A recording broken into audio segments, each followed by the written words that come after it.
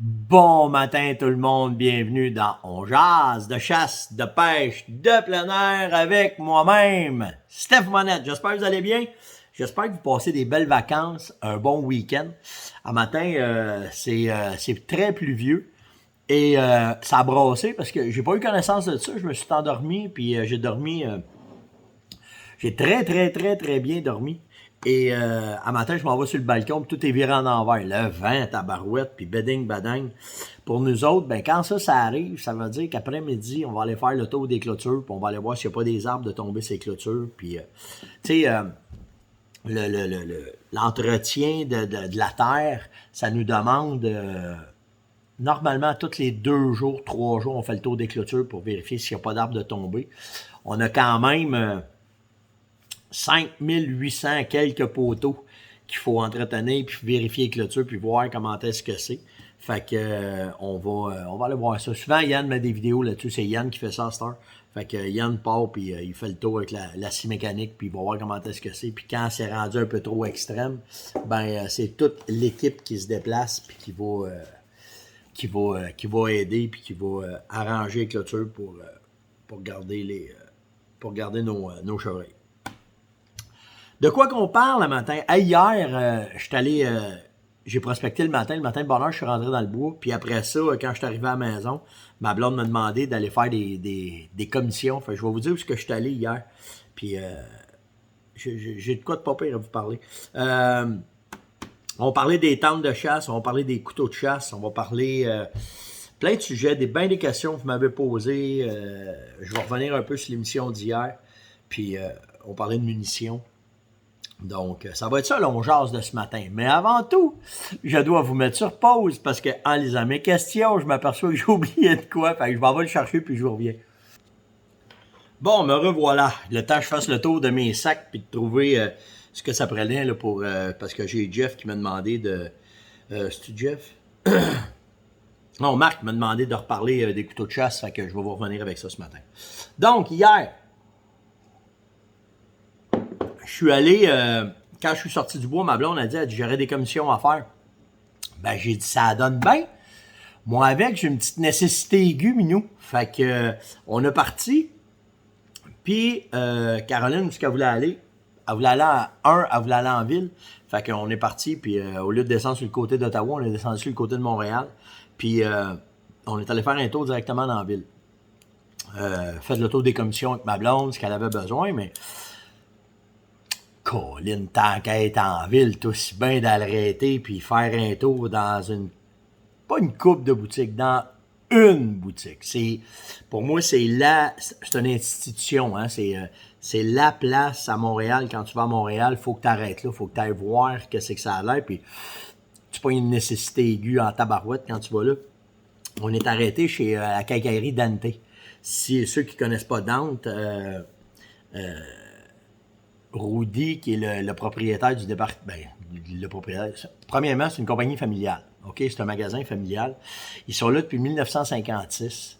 Puis chez Dante, quand tu vas là, un côté, c'est hallucinant. C'est probablement peut-être la seule boutique de chasse en Amérique qui est faite de même. Parce que d'un bord, dans le fond, c'est la chasse, puis en avant, c'est la cuisine. Parce que la quincaillerie Dante, depuis quand que le père a parti ça avec les aînés des fils, ils ont fait ça, c'était une quincaillerie. Fait que, ils ont tout vendu. Puis à un moment donné, ils sont dans la petite Italie, puis c'est Rudy est de la communauté italienne. Vous allez voir le lien que je vais vous faire après ça avec ça. À cause de ça, ils sont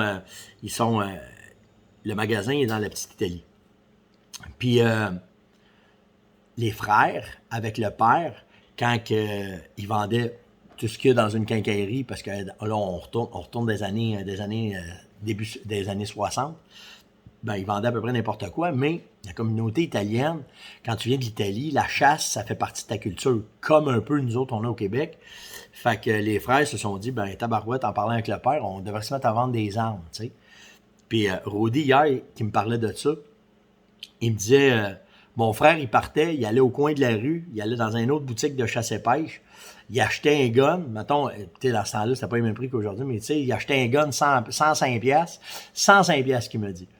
Il dit, il allait l'autre bord, il dit, il allait acheter un gun Browning, 105 piastres, il le ramenait à la boutique, puis il le vendait 120 piastres. Il faisait 15 piastres 5 guns. Puis il dit, tu sais, il dit, on a commencé comme ça, puis il dit, c'était Beaulieu chasse-pêche dans ce temps-là.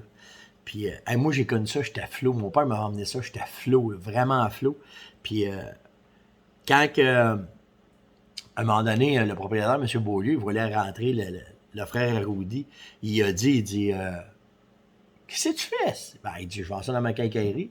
Ouais, mais il dit, tu sais, tu perds du marché. Il dit, attends, je vais t'aider. Il est arrivé, il a donné le nom de Browning, il a dit, appelle ce monsieur-là, c'est lui le distributeur Browning, puis il dit, fais des affaires avec lui. Il dit, au nombre de fusils que tu achètes. Tu sais, l'entraide était un peu différente dans ces années-là. Hein. Il voyait pas la compétition, comment est-ce que c'est.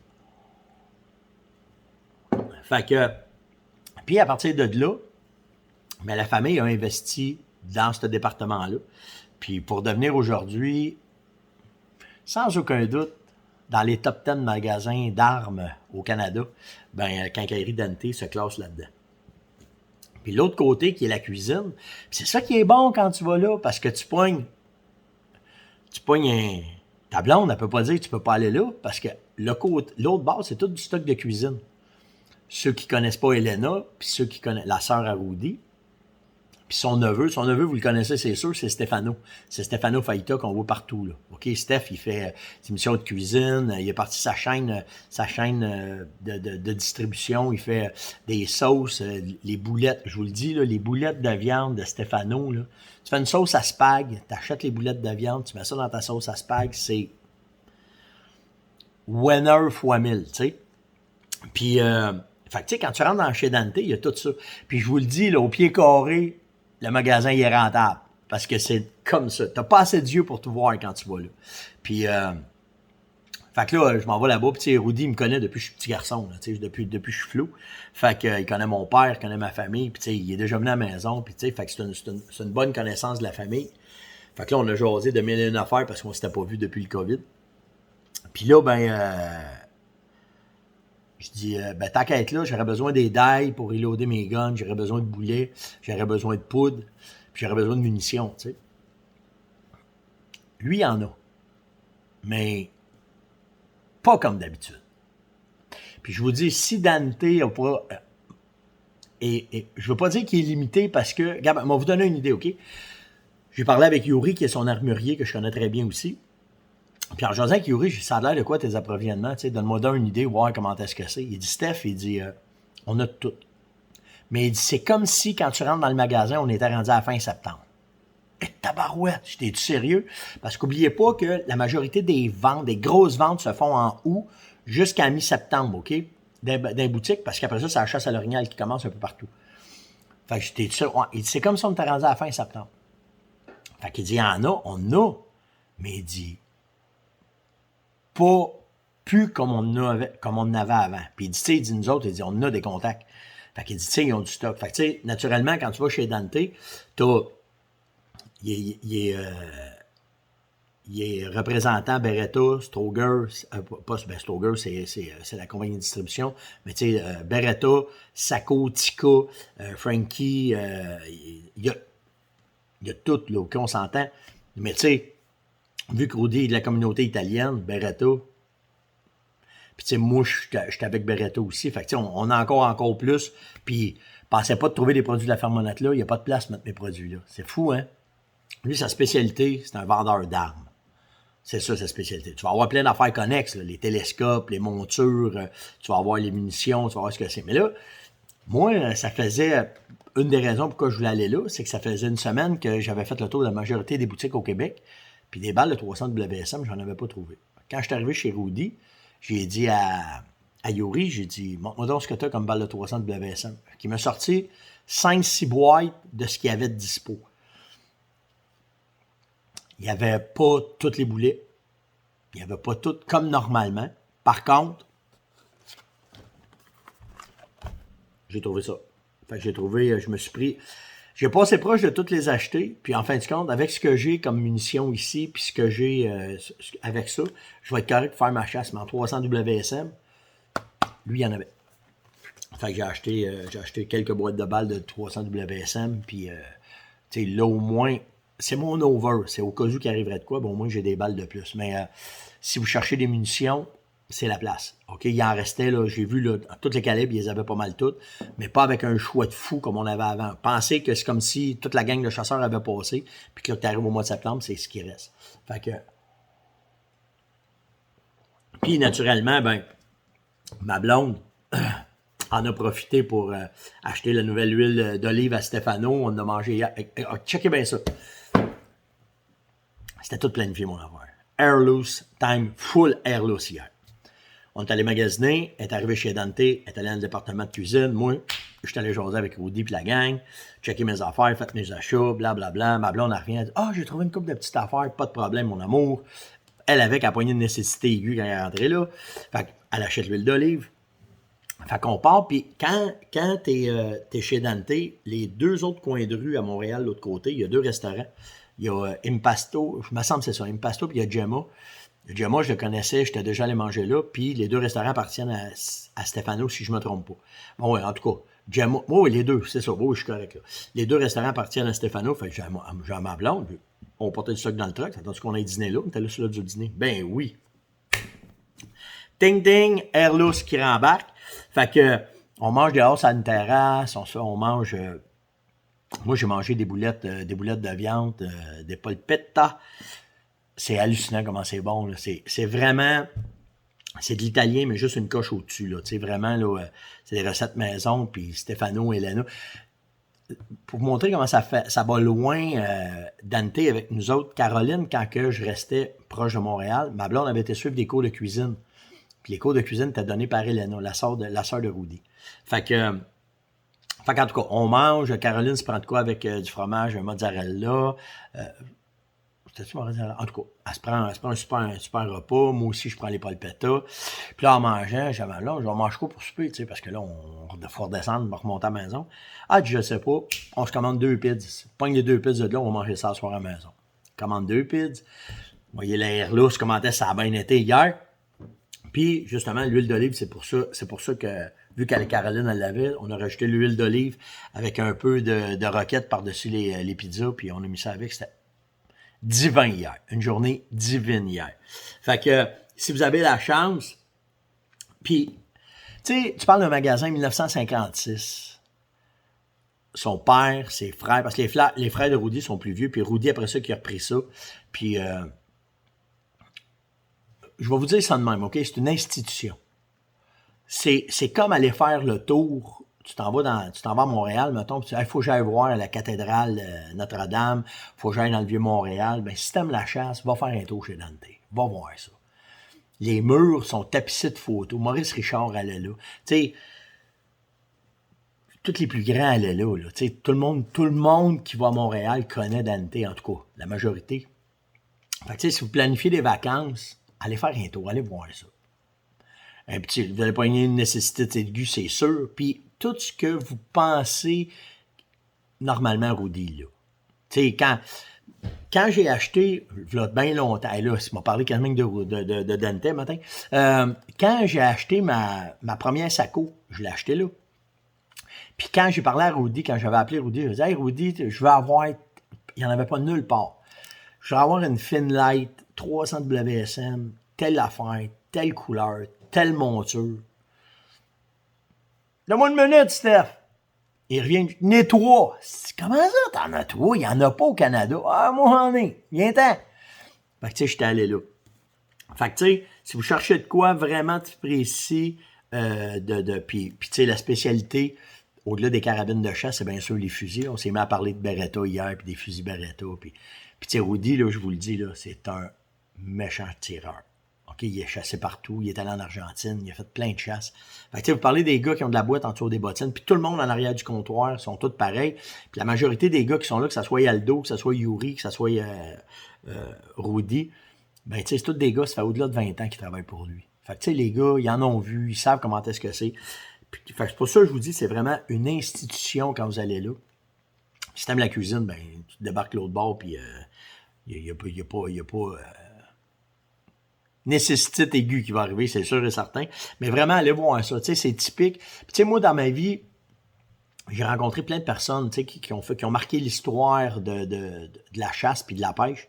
Mais j'ai 2 regrets dans ma vie. C'est de ne pas avoir été voir... à un moment donné, j'étais à la pêche sur une rivière, puis il y avait un gars qui s'appelait Lee Wolf. Dans la pêche à la mouche, là, tout le monde sait c'est qui Lee Wolf, là, c'est lui qui a inventé les mouches Wolf, c'était un des premiers pêcheurs de saumon. Il a fait la promotion fois 1000 de la pêche au saumon. Il y a des séries de mouches qui sont à son nom. Puis l'autre que j'ai été à moins 1, j'aurais pu être à plus 1 de le rencontrer, c'est moi qui étais épais. Ben, c'est Fred Bear, j'aurais pu rencontrer Fred Bear, tu sais. Mais trop innocent, dans ce temps-là, je m'arrêtais pas à ça. Ben, ça fait pas longtemps que j'ai réalisé ça. Checkez bien ça. Ceux qui aiment le country, là, OK? Vous aimez le country? Bon, vous connaissez une couple de chanteurs country, Garth Brooks, c'est ça. Je m'en vais au Shot Chauve, là, ça fait 7-8 ans, certains de ça. C'est pas une dizaine d'années. Dans le temps que Doc Commander là, sont à côté dans le top, OK? Doc Commander sont là partout ici, puis t'es où partout, ils ont des émissions, puis... Fait au Shot Show, quand tu vas là-bas, dans ton billet, t'as le soir un spectacle. OK? Tu peux aller faire un spectacle. Puis moi, ben, fatigué, je suis pas un gars de ça là, tu sais, fait que... dans le Shot Show, je vois Willie Robinson, ce qui arrive. Ah, Chris, les gars de Commander, fait que... Hi, I'm a Frenchie, parce que nous autres, nous appellent tous les gars de patates frites. I'm a French guy, yeah, potato, French fry, blablabla, j'ose avec, puis juste bonjour, naturellement, là. Je suis ça, moi, dans la bouteille, là, tu sais. Fait que, hi, like your show, thank you, my two sons are there, je suis avec Yann et Samuel, ils le rencontrent, blablabla, prend une photo, naturellement, devient TQ, devient fan à côté, là, tu sais. Fait que, ma blonde a dit, on va-tu voir un spectacle à soir? Ah, fatigué, me tente pas, des papiers à remplir, j'étais là pour travailler. Ah, non, on va pas au show. Pendant qu'on est dans le pick-up, on écoute de la musique country, bien entendu. Ça, on écoute quasiment que ça. Là, Yann, il me dit, hey, papa, un nouveau chanteur, connais-tu ça? Luke Bryan. Je connais pas ça, moi, Luke Bryan aussi. Écoute ça. J'achète l'album, c'était ben trop bon, ces tunes-là. Le lendemain, retourne au Shot Show, rencontre une couple de Québécois qui sont là. T'étais-tu là hier? Non. T'as pas été voir le show? Non. C'est quoi? Hey, il dit, les gars de Doc Commander, ils ont monté sa scène, ils étaient avec Luke Bryan. Luke Bryan? Chris, c'est lui que j'ai écouté à mon truc hier. Je dis ça à mes gars. Mes gars voulaient me pendre. On aurait pu aller voir Luke Bryan. Fait que, tu sais, je suis de même. On est manqué une coupe, je les ai pas toutes tues. Fait que, tout ça pour vous dire que il y a des institutions, il y a des affaires qui existent, puis dans le temps, ça va mourir à un moment donné dans le temps. Puis si vous avez quelqu'un à les rencontrer, allez serrer à la pince à Rudy, allez le voir dans son magasin. C'est vraiment une institution à Montréal. Tout le monde le connaît. Il est connu à travers l'Amérique. Fait que, allez voir cette boutique-là. Allez vous rincer l'œil.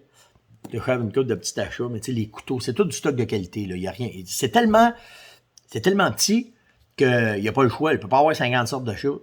C'est ça, puis that's it. Fait que, en fin du compte, à matin, m'avoir busté mon genre juste à vous parler de ma sortie d'hier. Fait que, j'ai-tu de la place pour vous glisser? Ah, ben oui, ben, je vais faire au moins mes petits offsets. Vous avez réagi beaucoup hier sur le calibre 20. OK, la sécurité, je vous ai montré par rapport à une balle de 20 qui peut rentrer dans un calibre de 12. Ben, je suis content si j'ai pu vous sensibiliser à ça. Puis quand vous allez voir un calibre 20, là, je suis content que les oreilles vous frisent. Parce que moi, quand je vois ça dans mon entourage, que je chasse avec des gars qui ont des 20, toi, tu te mets là, tu te mets pas proche de moi, je veux pas avoir... Parce que dans l'excitation de la chasse, il peut y avoir un danger. Fait que je suis content si je vous ai sensibilisé à ça. Au calibre 20.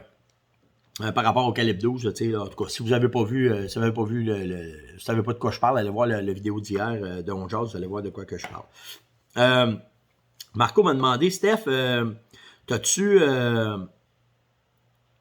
pour les tirages, ceux qui vont s'abonner sur ma page YouTube, comment ça marche? Qu'est-ce qui va arriver? Casse-toi pas la tête, là. Ça va être des tirages faits seulement pour ceux qui sont abonnés à ma page YouTube. On est après monter ça, là. Hier, je n'ai parlé avec mon père. On a regardé comment est-ce qu'on ferait ça. Puis la communauté YouTube, vous allez avoir vos affaires. Comme la communauté, mettons, des coachs de chasse, vous allez avoir vos affaires, puis ça ne sera pas la même affaire. Le but, c'est de vous remercier d'être là, de nous encourager, d'être sur YouTube. Fait que si à matin, vous êtes là, allez, faites juste faire sur Google, Steph Monette, Ferme Monette, ma chaîne va apparaître. Cliquez sur n'importe quelle vidéo, puis tout de suite, à la fin, en bas, il y a un petit icône là, qui est là. Cliquez sur l'icône. Ben, je pense qu'il est là. Il est-tu là tout le temps? Attendez, m'en aller voir. Il me semble, je sais qu'il est là à la fin, mais je me souviens pas s'il est là tout le temps. Bougez pas, je vais aller voir ça. Mettons que je clique sur celui d'hier. Bon, là, on va me mettre à parler fort. Ben oui, Steph, bon matin. Ouais, il est là tout le temps. Vous allez voir en bas, là, à droite, il y a un petit icône rouge, c'est marqué subscribe. Vous mettez juste la souris dessus, puis tout de suite, vous voyez Stéphane Monette s'abonner. Vous cliquez là-dessus, puis ça se fait tout seul. Fait que c'est la meilleure façon de pouvoir vous abonner à ma chaîne YouTube. As-tu d'autres choses? Ben, il y en a plein, Steph. T'as rien parlé le matin. Ben, t'as rien parlé. T'as parlé juste d'une institution Montréal, c'est quand même pas rien. Là. Je voulais que vous connaissiez ça, mais je vais garder tout le reste de mes questions pour demain matin. J'avais sorti tous mes couteaux de chasse, puis toutes mes affaires, puis des balles, puis en tout cas. Fait que ça va être pour demain. J'ai pas le choix. Donc, je veux juste être sûr, là, je suis tout après aller, je veux être sûr que je manque à rien. Là. Bon, ben c'est ça. Ben, likez, partagez, invitez. J'espère que vous avez aimé l'ongeance de ce matin. Vraiment, je vous le dis, manquez pas ça. Manquez pas, si vous mettez les pieds à Montréal en vacances, allez faire un tour chez Dante. Il est fermé le dimanche, il est fermé le lundi, qui m'a dit, je pense qu'il y a 2 jours par semaine qui est fermé, mais du mardi au samedi, ils sont là. Puis, naturellement, Rudy n'est pas là tout le temps, toutes les fins de semaine. Il était là hier exceptionnellement, mais si vous êtes capable d'y aller dans la semaine, allez serrer la pince de ce gars-là. Vraiment, vraiment. C'est un chic type, une chic famille. Une chic famille qui sont à la quincaillerie Dante, que ce soit Stéphano, Elena ou ben Rudy. Ben, passez une excellente journée. Hey, j'ai oublié de vous dire ça.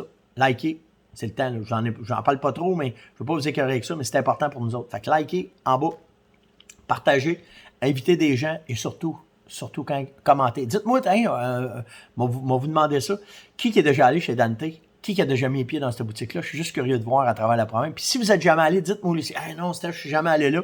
Puis dans la description, là, je vais vous mettre le lien pour le site de Dante. Puis, vous savez, puis si vous cherchez de quoi, c'est lui.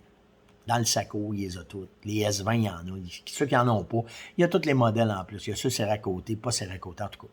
C'est la place. C'est une des places à aller. Je vais vous en parler d'autres à un moment donné. Mais j'ai les autres boutiques, je vais vous parler aussi. Mais à matin, c'était vraiment cette institution-là qu'il faut aller visiter. Passez une excellente journée. Faites attention à vous autres. On se voit demain, tout le monde. N'oubliez pas de commenter. Ciao.